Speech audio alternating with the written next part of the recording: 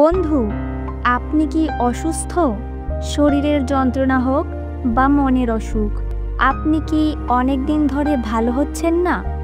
আজকের এই ভিডিওটি আপনার জন্য, কারণ আমি আপনাকে জানাতে চাই একজনই আছেন যিনি সত্যিই আপনাকে সম্পূর্ণরূপে সুস্থ করতে পারেন। তিনি হলেন যীশু খ্রিস্ট। আজকের দিনে আমরা সবাই কোনো না কোনোভাবে অসুস্থ।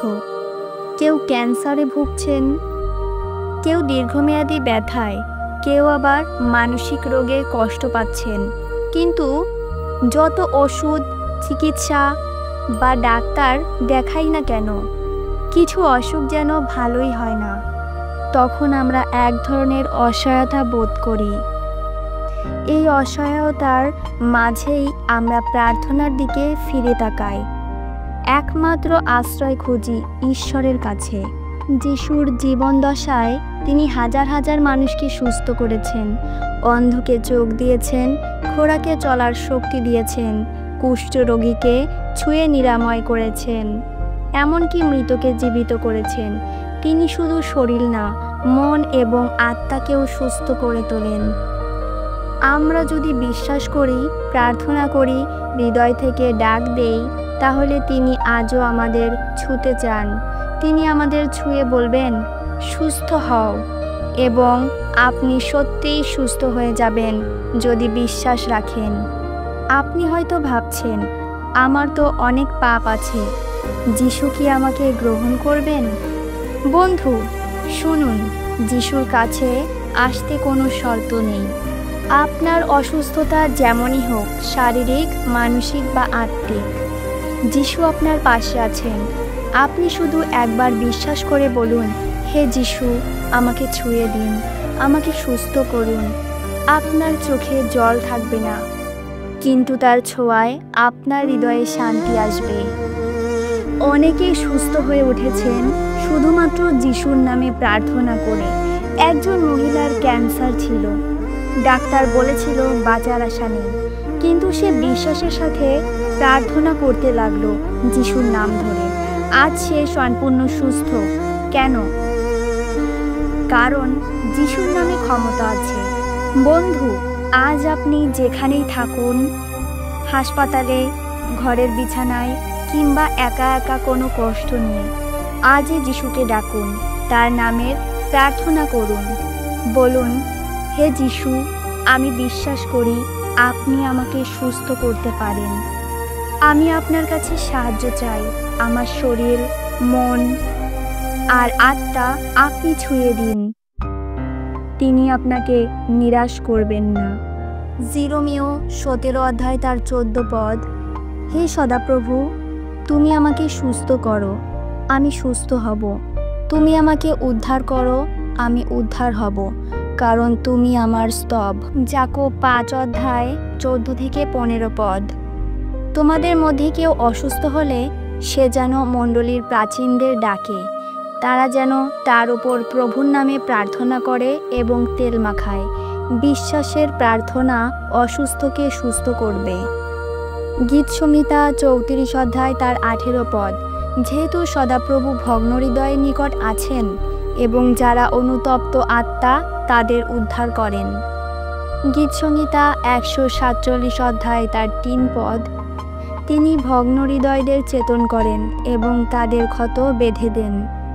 ফিলিপিও 4 অধ্যায় তার 6 থেকে 7 পদ, তোমরা কিছুতেই চিন্তা করো না, বরং সমস্ত বিষয়ে প্রার্থনা করো ও কৃতজ্ঞতার মাধ্যমে তোমাদের অনুরোধ ঈশ্বরের কাছে প্রকাশ করো। ঈশ্বরের শান্তি, যা সমস্ত বুদ্ধিকে অতিক্রম করে, তোমাদের হৃদয় ও চেতনাকে যীশু খ্রিস্ট রক্ষা করবে। যোহন 14 অধ্যায় তার 27 পদ, আমি তোমাদের শান্তি দিয়ে যাচ্ছি, আমার শান্তি তোমাদের দিচ্ছি। আমি যেমন দেই, জগৎ তেমন দেয় না। তোমাদের মন উদ্বিগ্ন না হোক এবং ভয় না করুক। আজকের পৃথিবীতে সবাই কোনো না কোনোভাবে অসুস্থ। কারো দেহে ব্যথা, কারো মনে কষ্ট, কারো জীবনে বিষণ্ণতা। চিকিৎসা চলছে কিন্তু মুক্তি নেই। মানব জীবনে এই বাস্তবতা থেকে রেহাই পাওয়া যেন অসম্ভব। কিন্তু প্রিয় ভাই বোন, আজকে আমি আপনাকে বলতে এসেছি যে যীশু খ্রিস্ট আজও জীবিত। তিনি আপনাকে স্পর্শ করতে পারেন। তিনি আপনার ব্যথার গভীরতাকে বোঝেন। যীশু শুধু পাপ থেকে মুক্তি দেন না, তিনি শরীরের ব্যথা, আত্মার রোগ, হৃদয়ের ভাঙন সব কিছু সারিয়ে দেন। তিনি লেজার রশ্মি নন, কিন্তু তার বাক্যই যথেষ্ট আপনার জীবনে আলো আনতে। আজ অনেকেই চিকিৎসা নিচ্ছেন, কিন্তু তবুও সুস্থ হচ্ছেন না কেন? কারণ শুধুমাত্র শরীরকে ঠিক করলে চলে না। যেখানে ব্যথার উৎস হলো পাপ, অবিশ্বাস আর ভাঙা মন, সেখানে শুধু মেডিসিন নয়, দরকার এক নিরাময়ক, যিনি আমাদের দেহ, মন এবং আত্মা সব কিছু ছুঁয়ে দিতে পারেন। তার নাম যীশু। তিনি আমাদের শুধু শারীরিক আরোগ্য দেন না, তিনি আমাদের চিন্তা, অনুভূতি, অতীত সব কিছুকে স্পর্শ করেন। বন্ধু, আপনি হয়তো এখন হাসপাতালের বিছানায়, হয়তো ঘরে একা কাঁদছেন, হয়তো কোনো কঠিন রিপোর্ট হাতে নিয়ে ভয় পাচ্ছেন।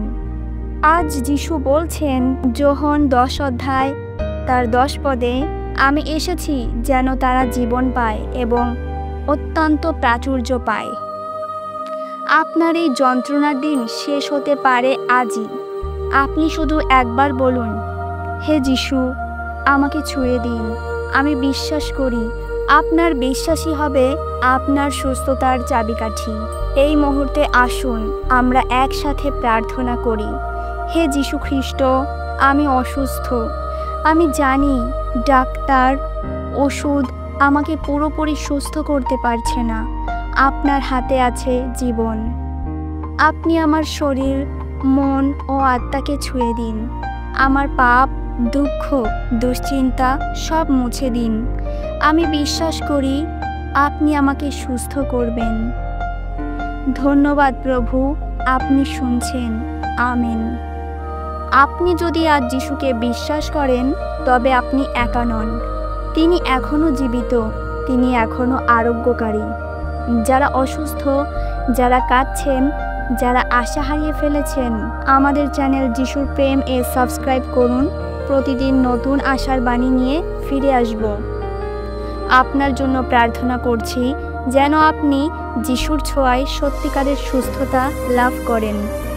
আবার দেখা হবে, ততদিন যিশুর প্রেমে থাকুন।